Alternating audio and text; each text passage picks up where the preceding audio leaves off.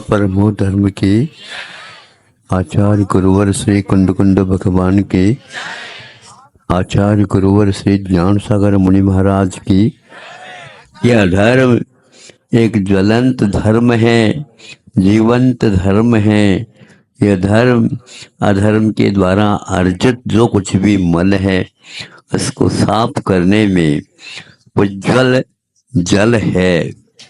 इसका उपयोग जैसे जिस रूप में आप करोगे उसी रूप में फल मिलता है।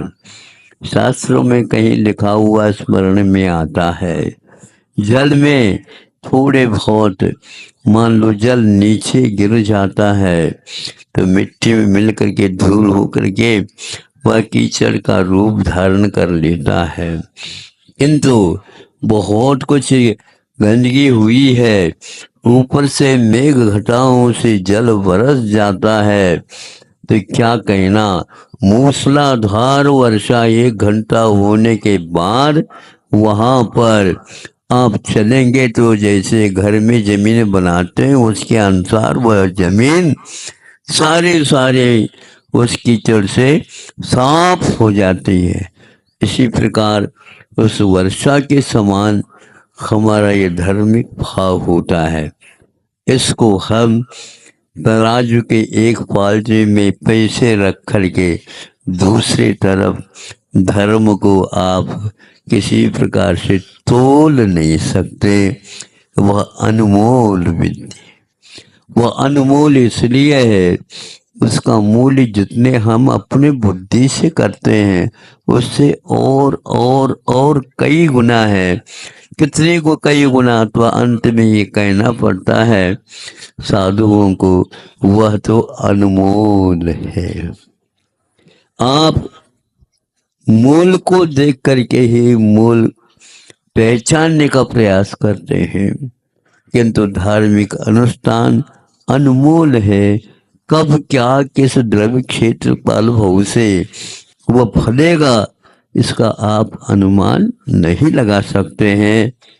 इसलिए बहुत ही विवेक के साथ आप लोग जो कुछ भी कार्य कर रहे हैं उसमें जितने आप त्याग और कर सको, पैसे का त्याग के लिए नहीं कह रहा हूं, किंतु मोह के रहस्य को समझने का प्रयास करो। मोह के रहस्य को समझने का प्रयास करो। जब आप जिसको अनुकूल समझते हो, जब वह आपके लिए हानिकारक होता है तो उसको फेंकते हो क्या? नहीं फेंक देते हैं, क्योंकि वह हमारे लिए हानिकारक है। बस धर्म आपको हानि किसमें है और लाभ किसमें है, सच्चा क्या है, झूठा क्या है, पराया क्या है, अपना क्या है, यह बताया जाता है।